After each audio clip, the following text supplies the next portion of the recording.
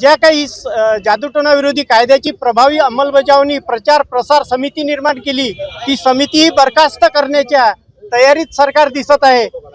तर या अनुषंगाने ह्या बाबाच्या ह्या भोंदू खरातच्या अनुषंगाने आमची ही मागणी राहील की पुरोगामी महाराष्ट्रामध्ये असे जे काही बुवा बाबा आहेत त्यांच्या विरोधात जादूटोणा विरोधी कायद्यानुसार कारवाई करण्यात यावी आणि त्यांच्याशी संबंधित असलेले राजकीय नेते यांच्यावरही कारवाई करण्यात यावी।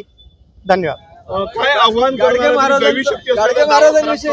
जादूटोणा विरोधी कायद्यानुसार आव्हान काय करणार आहे तुम्ही, काय आव्हान देणार आहेत?